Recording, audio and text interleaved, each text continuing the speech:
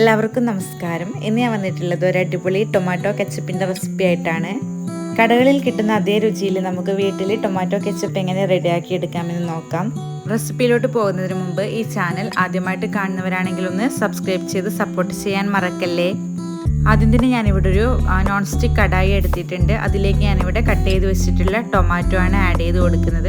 ഇവിടെ ഞാൻ 1/2 kilo tomato എടുത്തിട്ടുണ്ട്. ഇത് ടോട്ടൽ 7 ടൊമാറ്റോ ഉണ്ടായിരുന്നു, 1/2 കിലോ ടൊമാറ്റോ എന്ന് പറയുന്നത്. ഇനി ഇതിലേക്ക് ഞാൻ 2 വെളുത്തുള്ളി കൂടെ ചേർത്ത് കൊടുക്കുന്നുണ്ട്. ഇനി നമുക്ക് ഇത് നന്നായിട്ടൊന്ന് കുക്ക് ചെയ്തെടുക്കണം. അതിന് വേണ്ടിയിട്ട് ഞാൻ ഇതിലേക്ക് വെള്ളം ആഡ് ചെയ്ത് കൊടുത്തിട്ടുണ്ട്. 1 കപ്പ് വെള്ളം ഞാനിവിടെ ഒഴിച്ചിട്ടുണ്ട്.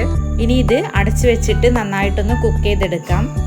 സ്റ്റവ് ഇപ്പോൾ ഞാൻ മീഡിയം ഫ്ലെയിമിലാണ് സെറ്റ് ചെയ്ത് വെച്ചിട്ടുള്ളത്. ഇപ്പോൾ ഇവിടെ കറക്റ്റ് 5 മിനിറ്റ്സ് കഴിഞ്ഞിട്ടുണ്ട്. ഞാനിതിൻ്റെ അടപ്പൊന്ന് തുറന്ന് മാറ്റിയിട്ടുണ്ട്. ടൊമാറ്റോ ഓൾമോസ്റ്റ് കുക്കായി വന്നിട്ടുണ്ട്. ഇനി നമുക്കിതിൻ്റെ ഫ്ലെയിം ഓഫ് ചെയ്ത് കൊടുക്കാം. ഇനി ഇതൊന്ന് തണുത്തതിന് ശേഷം നമുക്ക് അരച്ചെടുക്കണം. തണുക്കാൻ വെയിറ്റ് ചെയ്യാം നമുക്ക്. അങ്ങനെ നമ്മൾ കുക്ക് ചെയ്ത് വെച്ചിട്ടുള്ള ടൊമാറ്റോ തണുത്തിട്ടുണ്ട്. ഇത് ഞാനൊരു മിക്സി ജാറിലോട്ട് മാറ്റിയിട്ട് അരച്ചെടുക്കാൻ പോവുകയാണ്. ഇനി ഞാനിതൊന്ന് അരച്ചെടുത്തതിന് ശേഷം അരിച്ചെടുത്തിട്ട് കൊണ്ടുവരാം. അങ്ങനെ ഇവിടെ നമ്മുടെ ടൊമാറ്റോ പ്യൂരി അടിപൊളിയായിട്ട് റെഡിയായി കിട്ടിയിട്ടുണ്ട്. ഈ ടൊമാറ്റോ പ്യൂരി ഞാനൊരു കടായിലോട്ട് ഒഴിച്ചു കൊടുത്തിട്ടുണ്ട്. ഇനി നമുക്ക് കുക്ക് ചെയ്തെടുക്കണം. മീഡിയം ടു ഹൈ ഫ്ലെയിമിൽ വെച്ചിട്ട് നമുക്കിത് കുക്ക് ചെയ്തെടുക്കാം. ഇടയ്ക്കിടയ്ക്ക് ഇളക്കി കൊടുത്താൽ മതി, കണ്ടിന്യൂസ് ആയിട്ട് ഇളക്കി കൊടുക്കണമെന്നില്ല. അങ്ങനെ ഇവിടെ ടോട്ടൽ 8 മിനിറ്റ് കഴിഞ്ഞപ്പോഴേക്കും ഈ ഒരു പാകത്തിനായിട്ടുണ്ട്. നമ്മുടെ കറക്റ്റ് കൺസിസ്റ്റൻസി എത്തിയിട്ടില്ല. പക്ഷെ അതിന് മുന്നേ ഇതിലേക്ക് കുറച്ച് ഇൻഗ്രീഡിയൻസ് കൂടെ നമുക്ക് ചേർത്ത് കൊടുക്കാനുണ്ട്. ആദ്യം തന്നെ നമുക്ക് ആവശ്യത്തിനുള്ള ഉപ്പ് ചേർത്ത് കൊടുക്കാം. ഉപ്പ് ഞാനിവിടെ ചേർത്തിട്ടുണ്ട്. ഇനി നമുക്കിവിടെ ഷുഗർ ആഡ് ചെയ്ത് കൊടുക്കണം. 1.5 ടേബിൾ സ്പൂൺ ഷുഗറാണ് ഞാനിവിടെ എടുത്തിട്ടുള്ളത്. തക്കാളിയുടെ പുളി അനുസരിച്ച് ഷുഗറിൻ്റെ അളവിൽ ചെറിയൊരു അഡ്ജസ്റ്റ്മെൻറ്റ് ചെയ്യേണ്ടി വരും. ജസ്റ്റ് ഒന്ന് ടേസ്റ്റ് ചെക്ക് ചെയ്ത് നോക്കിയിട്ട് അതിനനുസരിച്ചിട്ട് ഷുഗർ ചേർത്ത് കൊടുത്താൽ മതി.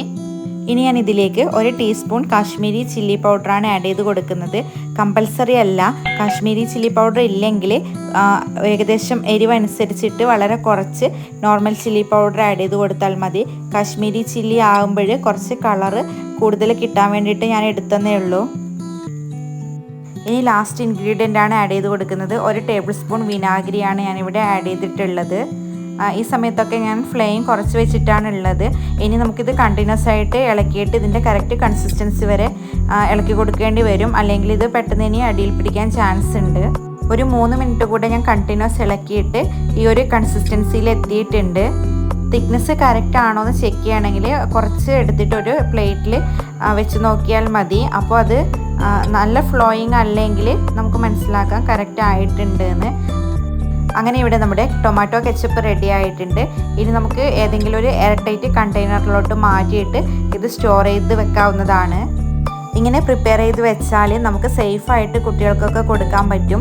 കടകളിൽ കിട്ടുന്ന അതേ രുചിയിൽ തന്നെ നമുക്ക് റെഡിയാക്കി എടുക്കാൻ പറ്റും. ഷോപ്പിൽ നിന്ന് വാങ്ങുന്നത് എന്തായാലും ഒരു മാക്സിമം അളവിൽ പ്രിസർവേറ്റീവ്സ് ആഡ് ചെയ്തിട്ടുള്ളതായിരിക്കും. അതുകൊണ്ട് എല്ലാവരും ഈ റെസിപ്പി ഒന്ന് ട്രൈ ചെയ്ത് നോക്കണേ. അതുപോലെ തന്നെ വീഡിയോ ഇഷ്ടപ്പെട്ടാൽ ലൈക്ക് ചെയ്യാനും ഷെയർ ചെയ്യാനും ചാനലൊന്ന് സബ്സ്ക്രൈബ് ചെയ്ത് സപ്പോർട്ട് ചെയ്യാനും മറക്കല്ലേ. അതുപോലെ തന്നെ നിങ്ങളുടെ ഫീഡ്ബാക്ക്സ് ഒന്ന് കമൻസിലൂടെ അറിയിക്കുകയും വേണം. സബ്സ്ക്രൈബ് ചെയ്ത് കഴിഞ്ഞിട്ട് ആ ബെല്ലൈക്കൺ കൂടി ഒന്ന് ക്ലിക്ക് ചെയ്താൽ പുതിയ നോട്ടിഫിക്കേഷൻസ് ഒന്നും നിങ്ങൾക്ക് മിസ്സാകില്ല. Thanks for watching.